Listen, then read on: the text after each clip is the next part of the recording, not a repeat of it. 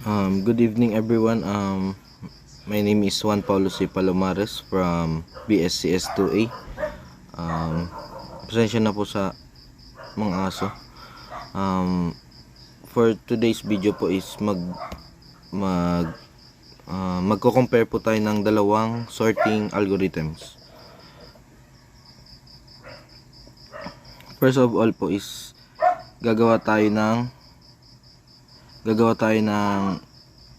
library or dictionary, or sabihin na nating list or haba ng length ng books, kung gaano karami ang isusort natin. And sa line 11 naman po is for loop. For I in range n, last elements are already in place. Nakalagay na po siya sa tamang pwesto niya, and dito naman po tayo sa next, which line 13, for loop again. Magko-compare na po siya ng author's last name. Ito po yung sa bubble sort algorithm in sorting books by author's last name. Next naman po is line number 15. If condition naman po, if yung isang book is greater sa katabi niyang book, or sa pag-sort, magsaswap po sila. And then next, print the current step of sorting. Line 21 naman is for loop again. For books, in books, print the author and title of each book. Dito na po lalabas yung mga book title and authors na isasama nyo sa list. Line 25, print the name taken to sort the books. Print the time. Dito naman po is magre-return siya ng time kung ilang seconds na na-sort nung program yung mga books na nakalista. Dito naman po sa line 31, ito po yung list of books na inilagay natin sa ating dictionary. And then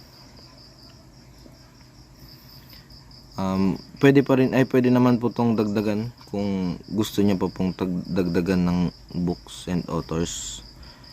And line 47, print before sorting. For book in library books, dito po sa line 47 is ipiprint niya po lahat ng nakalagay sa ating dictionary bago niya isort. And then gagamit po tayo ng bubble sort na function para isort niya yung mga books na nakalista. And then line 55, print the books after sorting. Dito na po lalabas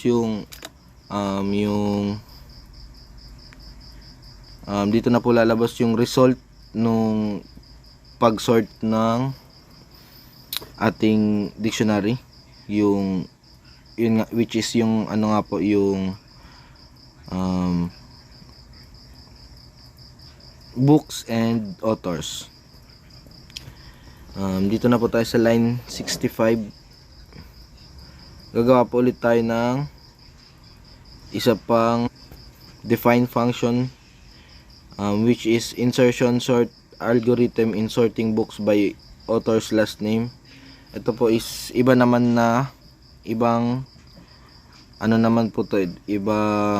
algorithm naman. Dito naman po tayo sa 71, line 72, while loop.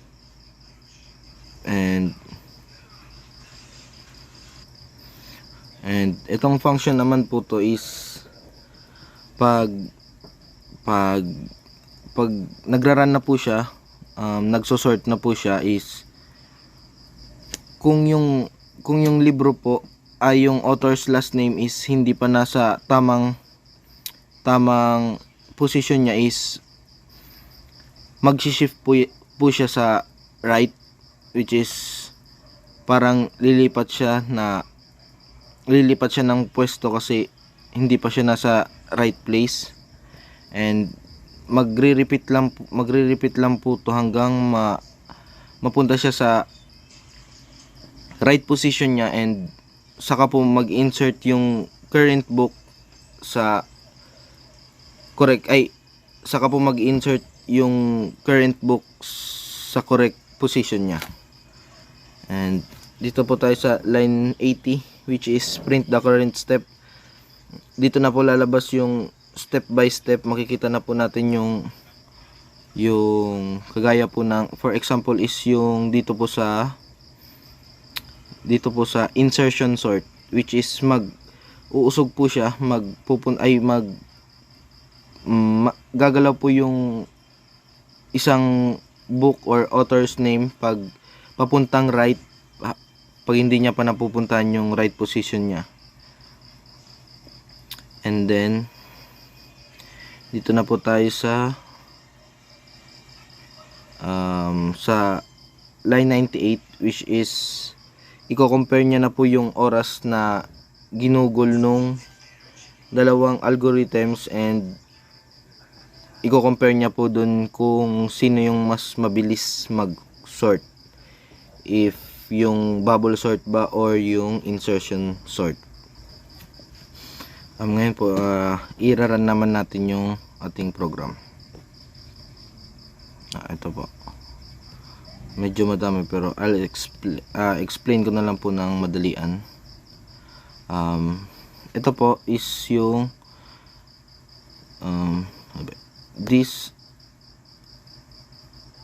ito pong before sorting. Ito po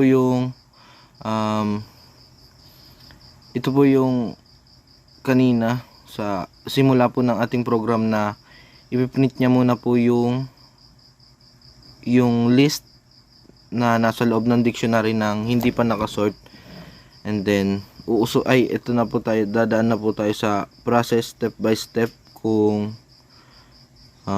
yung pagsusort. Ito po yung sorting una.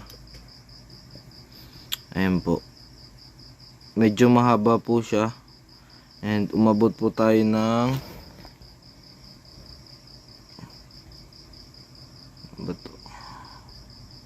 50 steps, and as you can see po, sorted na po siya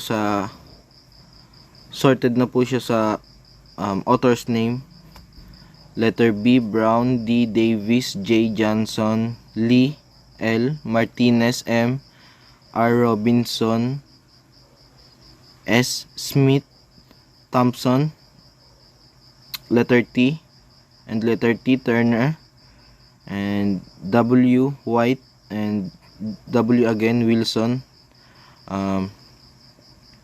Time taken to sort the books. Ayun na po. Ito na po yung oras nung pagsusort ng books. And after sorting, ito na po yung result niya. Saan ba yun? Itong sa baba po. And next naman po sa bubble sort, before sorting, ito po yung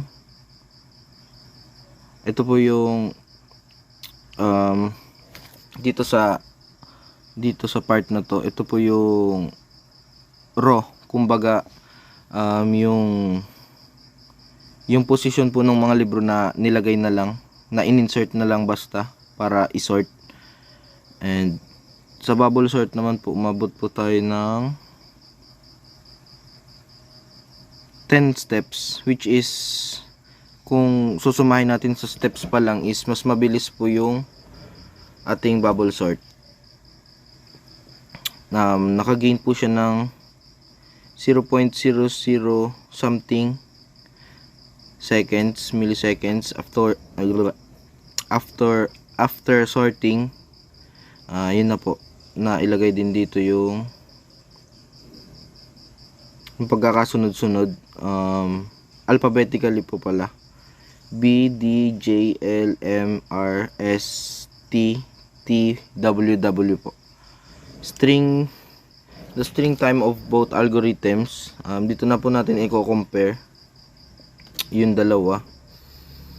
And dito po sa pinakababa, lalabas na po yung lahat-lahat, which is time taken to sort books using insertion sort 0.005.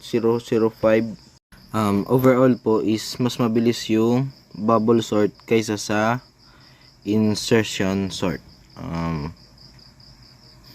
Thank you for watching po. Sana po may makuha kayo sa aking explanation. Yun lamang po. Bye.